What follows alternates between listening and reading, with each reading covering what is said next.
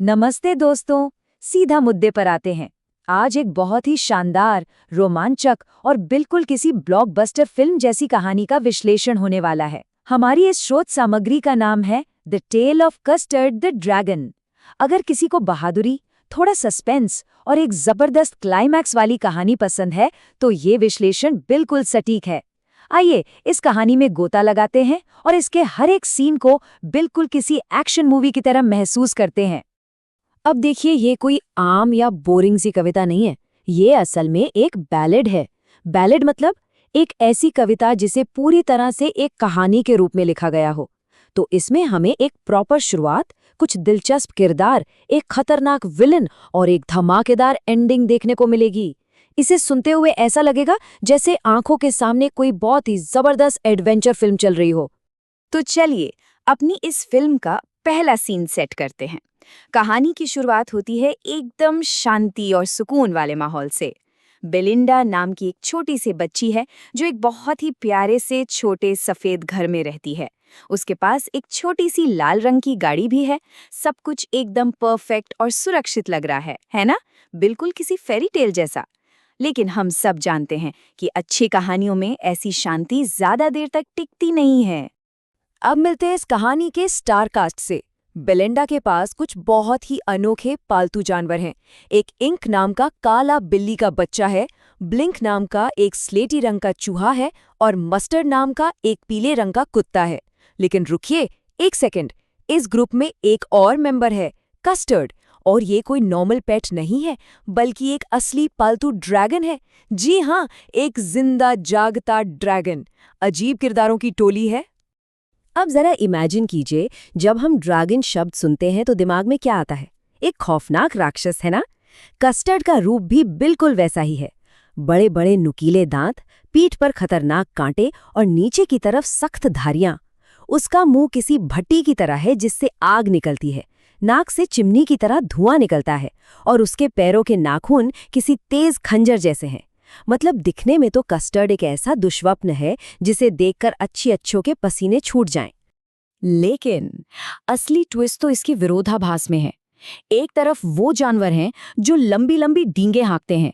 Belinda खुद को भालुओं जितनी बहादुर बताती है। इंक और ब्लिंक कहते हैं कि वो शेरों को डराकर भगा सकते हैं। कुत्ता मस्टर्ड खुद को किसी खौफनाक बाघ जैसा बताता है। और दूसरी तरफ हमारा ये खतरनाक दिखने वाला कस्टर्ड, जो स्वभाव से इतना डरपोक है कि हमेशा एक सुरक्षित पिंजरे के लिए रोता रहता है।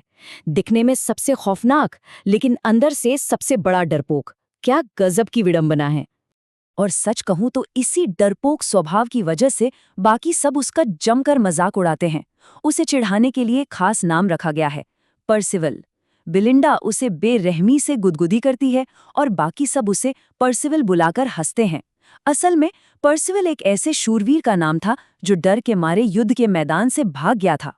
ये सब अपनी उस लाल गाड़ी में बैठकर इस बेचारे डरपोक ड्रैगन पर हंसते रहते हैं। उन्हें लगता है कि वो खुद बहुत बड़े शूरवीर हैं। और फिर अचानक कहानी में आता है एक जबरदस्त ट्विस्ट, एक भयंकर आवाज। जब ये सब कस्टर्ड पर हंस रहे होते हैं, तभी अचानक घर की शांति भंग हो जाती है। मस्टर्ड जोर से गुर्राने लगता है। सब इधर उधर देखने लगते हैं कि भाई ये आवाज कैसी है। साफ लग रहा था कि कुछ बहुत ही बुरा होने वाला था। खतरे की घंटी बज चुकी थी। जैसे ही खतरे का एहसास होता है, सबसे पहला रिएक्शन आता है बेलिंडा का, हेल्प हेल्प। वो बेलिंडा जो खुद को भालुओं जितनी ताकतवर मानती थी, डर के मारे बिल्कुल पीली पड़ जाती है। उसका सारा साहस पलक झपकते ही हवा हो गया और वो बस मदद के लिए चीखने लगी। और वो शेरों का शिकार करने वाला इंक, उसका क्या हुआ? म्याऊ। बस ये कोई बहादुरी भरी दहाड़ नहीं थी, बल्कि एक डरी हुई बिल्ली की घबराई हुई आवाज थी। जैसे ही खतरा असली में सामने आया, इंक के तो होश ही उड़ गए। और चूहे ब्लिंक का भी यही हाल था, वीक। उसकी इस दहशत भरी चीख से साफ था कि उस छोटे सफेद घर में अब पूरी तरह से अफरा तफरी मच चुकी है। इन सब का सारा घमंड और बहादुरी के बड़े बड़े दावे एक ही झटके में खौफ में बदल गए। लेकिन आखिर वो कौन सी चीज थी जिसने इन्हें इतना डरा दिया? तो यहाँ होती है हमारी विलन की एंट्री। वो एक खौफनाक समुद्री लुटेरा, यानी एक पायरेट था जो खिड़की से अंदर घुस रहा था। बिल्कुल किसी एक्शन फिल्म के विलन की तरह।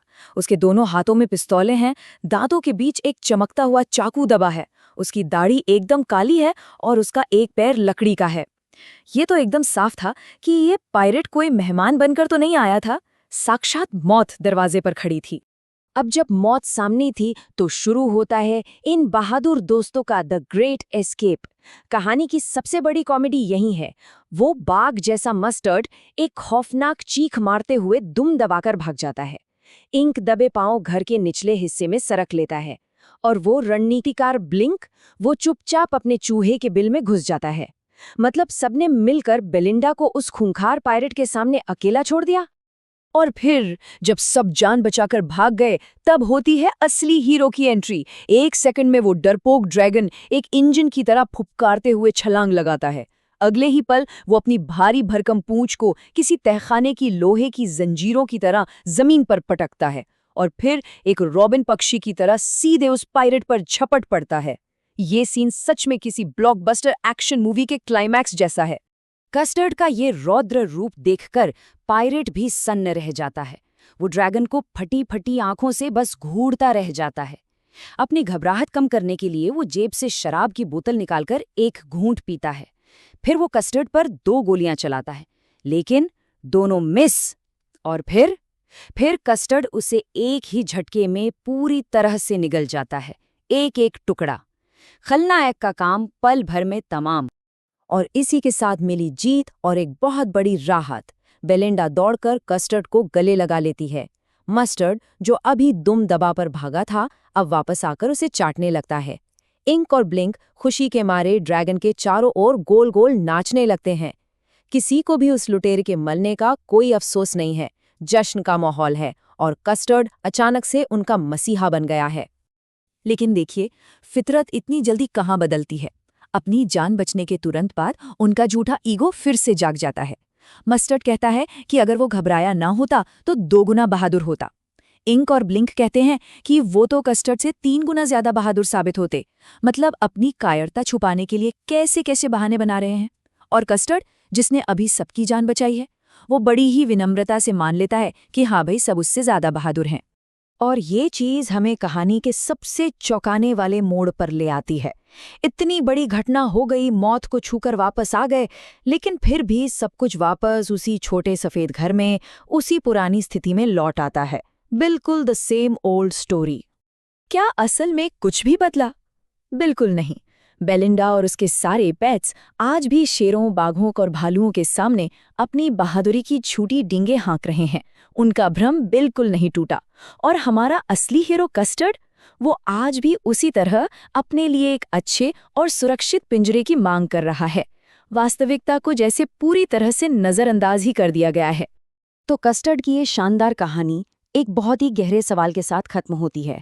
क्या असली बहादुरी शांति के समय सिर्फ बड़ी बड़ी बातें करने में है, या फिर असली साहस वो है जो भले ही शांत रहे, लेकिन जब मुसीबत सिर पर आए तो बिना कुछ बोले एक्शन ले? कस्टर्ड ने हमें सिखाया कि दिखावा और असलियत में जमीन आसमान का फर्क होता है। ये एक ऐसा सवाल है जो सच में सोचने पर मजबूर कर देता है। इस दिलचस्प विश्लेषण में आज के लिए बस इतना ही। मिलते हैं अगली बार एक और जबरदस्त विषय के साथ।